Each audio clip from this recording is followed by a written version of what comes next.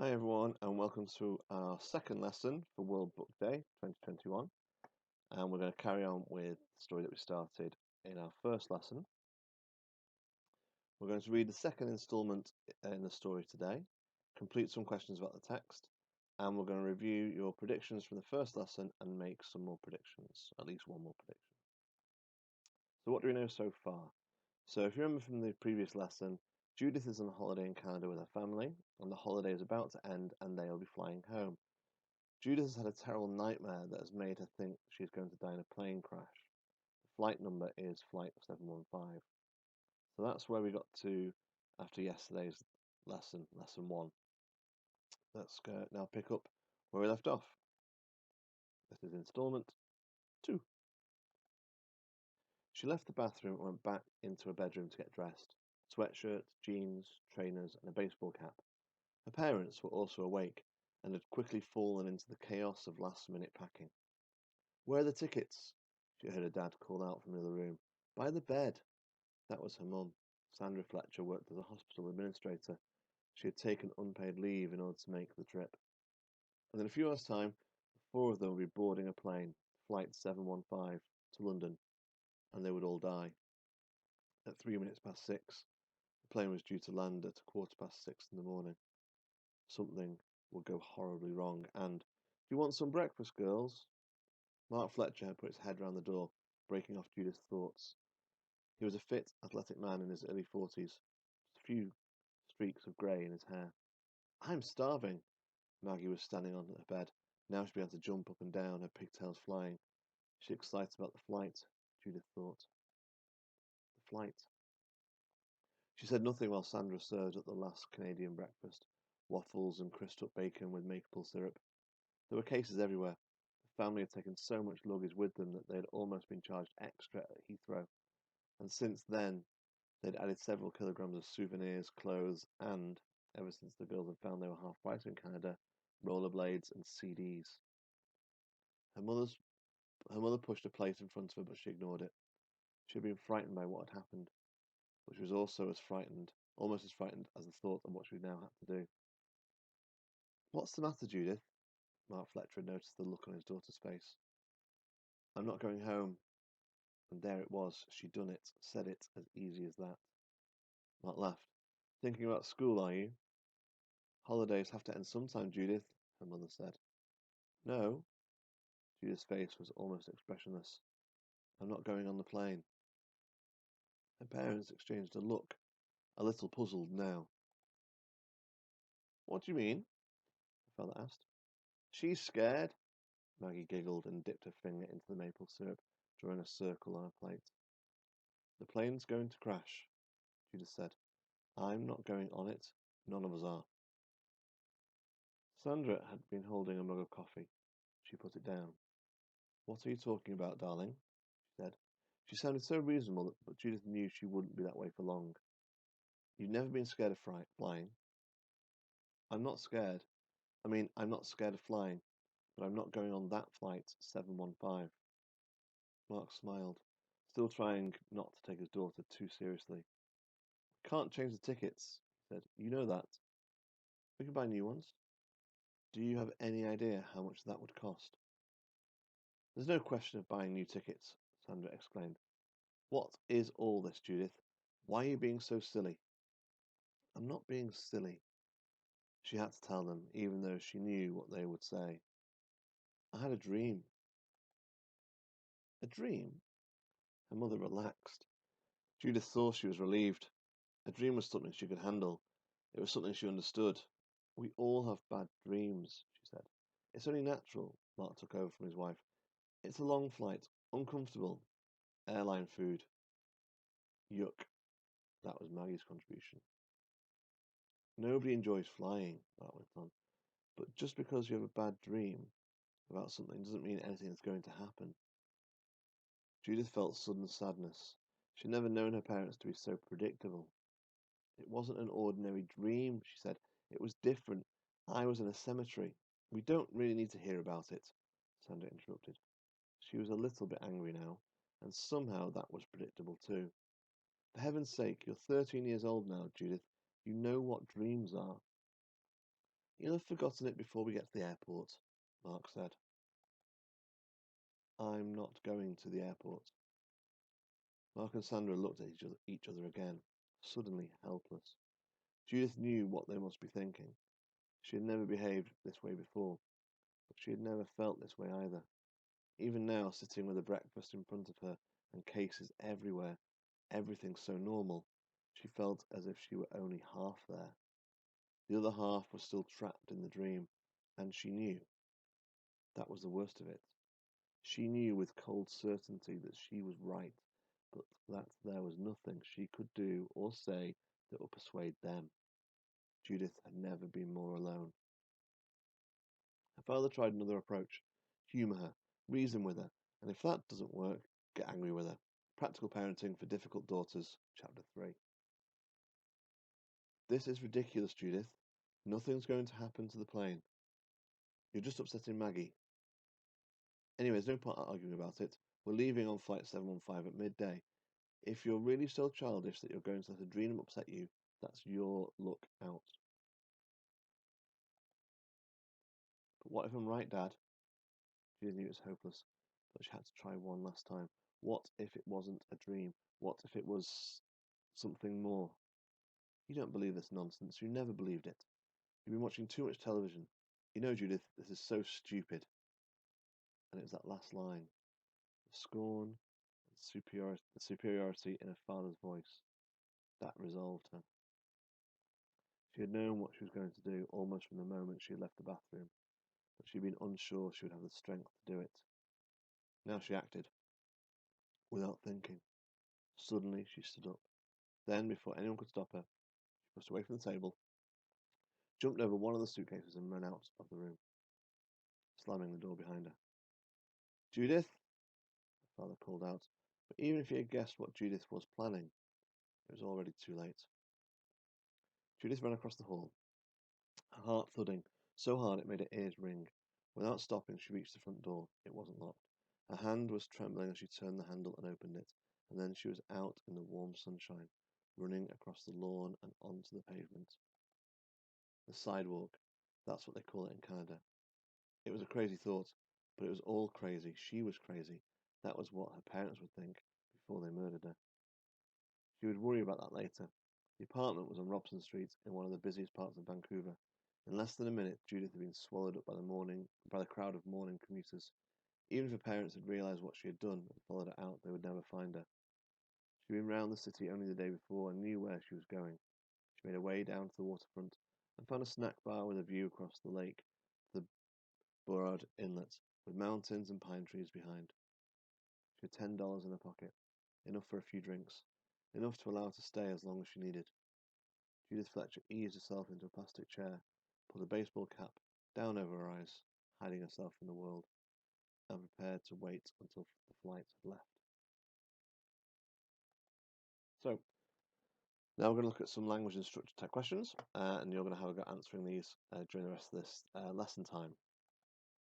So question 1, what impression do you get of the other members of Judith's family? So just looking at this particular part of the installment here, this part of the story, we've got Dad here, in that line we've got Mum there, okay. Then we've got Dad here, Mark Fletcher, again, and then we've got Maggie, Judith's little sister. So just a little comment or two about each of the family members based on what we see in this opening part of the extract today. And while this is all going on, for question 2, while her family are getting ready to leave, what are your thoughts and feelings about Judith at this point in the story? How do you feel or empathise or sympathise with her in the situation that she's in? Okay, so pause the video while you answer those 2 questions, and then when you're ready, you can move on. Question 3. Judith said nothing until her dad asks her what is wrong. What does this suggest about how she is feeling? There's a structure question here. So we've had quite a lot of her sitting very quietly, and then when her dad actually asks her, that gives her the opportunity to speak, or she can't avoid speaking then. But the question is, What does her silence suggest about how she's feeling? Question 4. Her parents respond with a fairly typical reactions. Why is this important for the story? So think about the overall narrative that we're in. Why is it important that her parents kind of don't get it? As her dad says, thinks it's about school, and her mum thinks she just doesn't want the holiday to end. Why is it important that their parents don't understand the situation?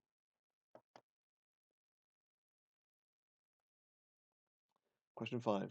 Judith's family are not agreeing with her. What would be the effect on the story if they did agree to change the flight now? So just think about the alternative here. At the moment, the family are saying no to Judith, or kind of dismissing Judith's worries and trying to convince her it's going to be okay. But imagine if they just said, okay, that's fine, yeah, we'll get a different flight. How would that change the story? How would that affect the story if they just agreed with her here, now? Think about what the alternative could be. Question 6. In your own words, explain how Judith's parents are reacting to their daughter's unexpected attitude. So kind of a little summary here of the way Judith's mum and dad are reacting to what Judith has told them. Question 7. Explain how the various comments from Judith's family show their feelings. So we have a range of things that the members of the family say. So mum says, a dream, exclamation point there. We've all had bad dreams. So you could look at, what does that suggest about how Judith's mum feels? And then Judith's dad says, it's only natural. It's a long flight. Okay. Either of those two or both of those two you could look at and kind of explain what kind of feelings the family have. Now they know it's a dream, she said, that Judith had. Question 8. Judith's mother is losing her patience. Why is this going to be a problem? So we see here that Sandra, that's Judith's mum, is interrupted and a little bit angry. Okay. The way she speaks, for heaven's sake, exclamation point again. Why is the mum's anger or kind of losing a temper, why is that going to be a problem? Think about what the consequences of that are going to be, or could be. Moving on. Question 9. Why is it important to the structure of the whole story that Judith feels alone? So here's the quote. Judith had never been more alone. So that fairly simple short sentence is vital for the story. Explain why it's really important to the whole story. Question 10. Judith asks 3 quick questions in quick succession. Sorry, 3 questions in quick succession. But what if the right dad is the first one? What if it wasn't a dream? Is the second one. What if it was something more? Is the third. What does this suggest about how she is feeling? So how is that punctuation, that structural feature of those questions, how does that create an emotional suggestion about how she's feeling? Question 11. No names are used for the 3 speeches in this section. I'm just going to highlight that in blue. There's the first one. There's the second one. And then the third one. What is the effect of not identifying who's speaking? Okay, so you might think, well, you might say, well, I know who's speaking. It doesn't need to be identified. But again, think about what would the difference be if after each of those speeches, the name of the person speaking was added in. By having different lines, it does suggest different speakers, but so it's kind of a bit unusual to have different speakers without having their actual identity revealed. So it's an unusual feature, and that's why it's worth noticing. And then think, well, what's the effect of having the names missing in that section that I've just highlighted in blue? And question 12, how does the writer create the pace of Judith running in the final paragraph? So Judith leaves the holiday apartment or home, and if you look at the final paragraph, I'm highlighting it now in orange for you, there's a real sense of the speed that she leaves the house in. Okay, and I want you to think, well, how is that being created? How does the writer create a sense of the speed of her leaving? Because we know she's running. We got the word ran. We got the word running. We got the phrase without stopping. So there's a sense of speed coming across in the words. But is there anything else apart from just the words that helps create a sense of speed and pace there? Last questions. Number 13. What is the effect of repeating crazy 3 times? So 1, 2, 3. So that's hopefully straightforward. What's that? The effect of that repetition. And finally, number 14. Last question. How does the writer make Judith's decision to run into Vancouver seem like a sensible idea?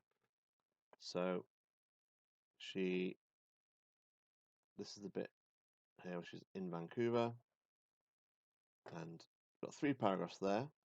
So what is in those 3 paragraphs that make her decision seem sensible, reasonable, the right thing for her to do?